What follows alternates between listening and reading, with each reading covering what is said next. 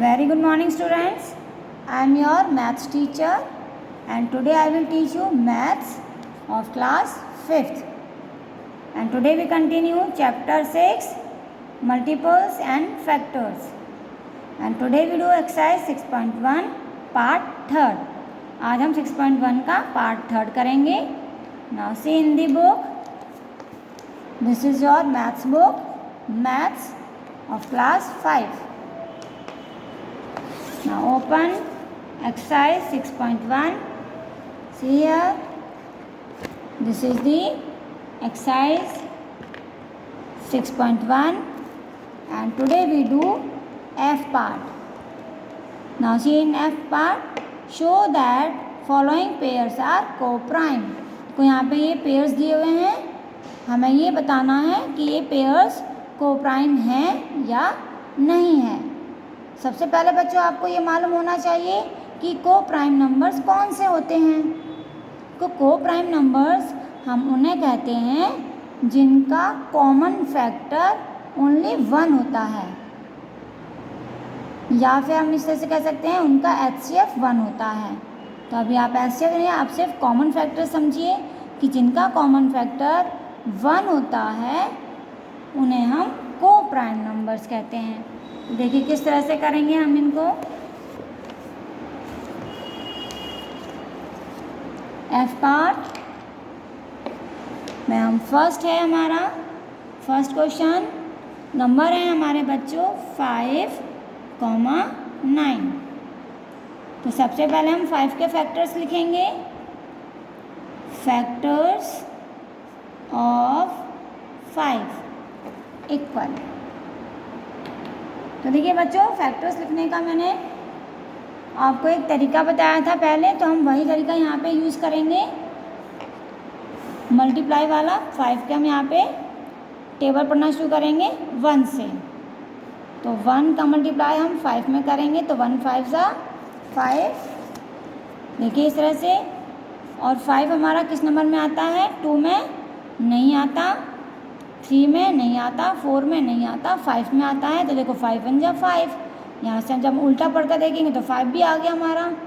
तो 5 के फैक्टर्स क्या हो गए हमारे? 1 and 5. 1, 5. इसी तरह से ये 9 है. अब हम यहाँ पर 9 के फैक्टर्स निकालेंगे बच्चों. तो 1 का टेबल 9 टाइम्स पढ़ेंगे. 1 9 जा 9. और 9 बच्चों 2 में आता है? नहीं. 3 के टेल में आता है. 3 3 सा 9. इसके बाद 3 के बाद देखो 4 5 6 7 8 किसी में नहीं आएगा, 9 में आएगा. तो 9 देखो 9 1 जा 9. तो 9 पहले से ही लिखा हुआ है, तो हम 9 यहाँ नीचे दोबारा नहीं लिखेंगे. तो अब इसके 9 के फैक्टर क्या हो गए? 1 3. अब ये 2 बार हम 3 नहीं लिखेंगे और ये 9. तो इसके फैक्टर हम यहाँ लिखेंगे फैक्टर्स ऑफ 9. 1 3 9. तो भैया हमने दोनों के फैक्टर्स लिख लिए. अब हम यहाँ लिखेंगे कॉमन फैक्टर्स. Common factors. अब बच्चों कॉमन का मतलब है ऐसा नंबर जो दोनों में लिखा हुआ है. देखो 1 1 ये दोनों में लिखा हुआ है, तो इन दोनों को हमने ऐसे पेयर बना दिया. अब देखो यहाँ 5 है लेकिन यहाँ पर नहीं है, तो इसका पेयर नहीं बना. यहाँ 3 है, ऊपर 3 नहीं है, इसका भी नहीं बना. ये 9 ऊपर 9 नहीं है, इसका भी पेयर नहीं बना. तो सिर्फ पेयर किसका बना है? 1 का. तो जिसका पेयर बना है वही नंबर हम यहाँ पर लिखेंगे 1. तो देखो कॉमन फैक्टर क्या आ गया बच्चों? 1. तो जिसका कॉमन फैक्टर 1 होता है वो नंबर हमारे को प्राइम होते हैं. अब हम नीचे लिखेंगे देयरफॉर 5 and 9 आर को प्राइम नंबर.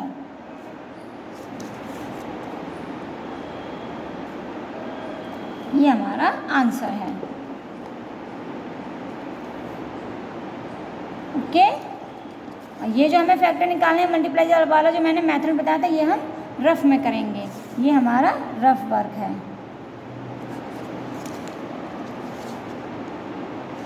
इसी में देखिए आप सेकंड क्वेश्चन.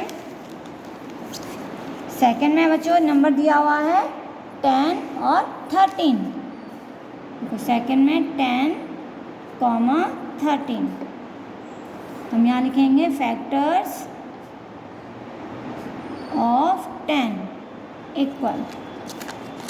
तो देखो हम 10 के यहाँ पे फैक्टर्स निकालेंगे वही मल्टीप्लिकेशन मेथड से। पहले हम 1 का टेबल पढ़ेंगे, 1 10 जा 10। फिर 10 2 के टेबल में आता है तो 2 का टेबल पढ़ेंगे, 2 5 जा 10।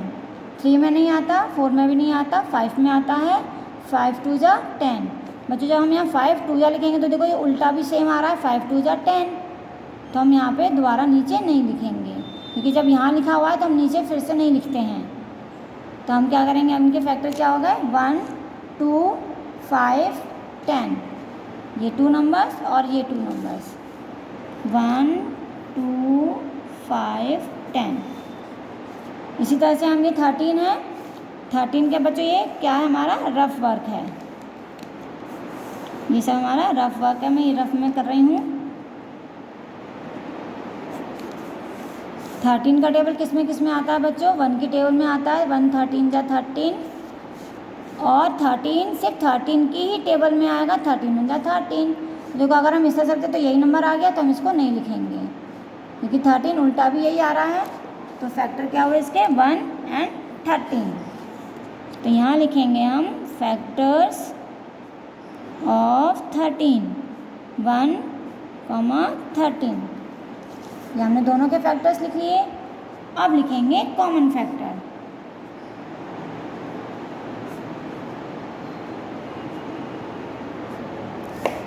यानी कि जो दो नंबर दोनों में है, देखो 1 1 दोनों में है, यहाँ पर 2 है, यहाँ नहीं है, यहाँ 5 है, इसमें भी नहीं है, 10 भी नहीं है, नीचे 13 है, ऊपर नहीं है। कोई भी नंबर एक दूसरे से मैच नहीं करता। तो दोनों में सेम नंबर क्या है, 1। तो हम यहाँ लिखेंगे 1। अब इसका आंसर से 1 आया है, तो ये क्या हो गए हमारे को प्राइम नंबर। तो जिसका कॉमन फैक्टर 1 आता है वो नंबर हमारे को प्राइम होते हैं। तो हम यहाँ लिखेंगे देयरफॉर 10 and 13 आर को prime number. This is the answer. तो ये हमारा आंसर है। इसी तरह से हमें जो क्वेश्चन है बच्चों आगे दिए हुए हैं, ये सभी हमें इसी तरह से करने हैं। चलिए एक क्वेश्चन और देख लीजिए। जैसे ये हमारा थर्ड है, 17 और 21। देखिए इसको किस तरह से करेंगे।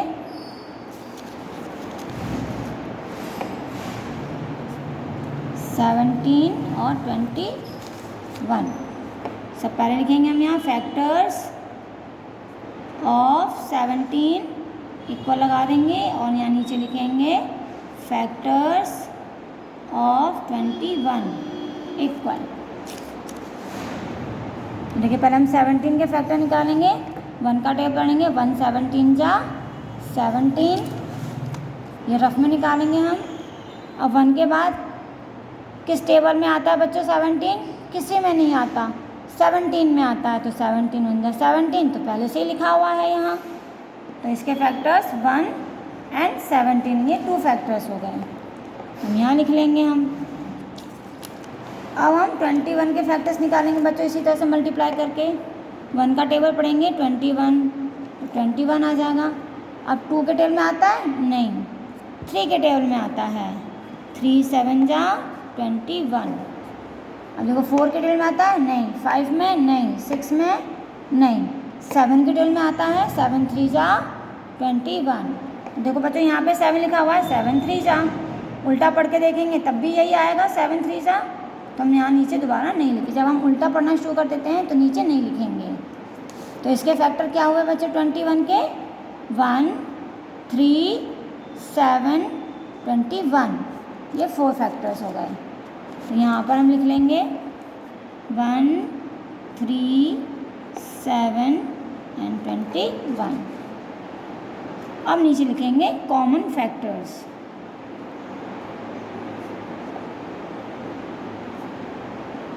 इक्वल, जो दोनों में सेम है। देखो 1 1 ये दोनों में सेम है और कोई नंबर मैच नहीं करता, तो हम यहाँ सिर्फ 1 लिखेंगे।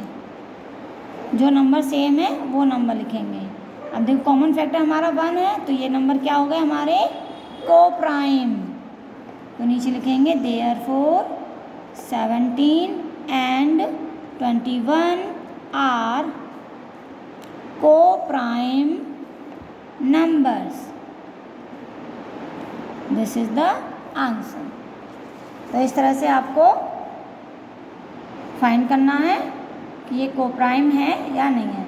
बच्चों अगर 1 के बाद यहाँ पे कोई एक दूसरा नंबर दोनों में सेम होता है तो वो हम कॉमा लगाकर उसके आगे लिख देंगे। तो जब एक से ज़्यादा होंगे तब हम यहाँ लिखेंगे आर नॉट को प्राइम नंबर, क्योंकि फिर वो को प्राइम नहीं होगा। So part 3 is completed. आप यहाँ तक आप कंप्लीट करेंगे। Your exercise 6.1 is completed. Thank you. Have a nice day.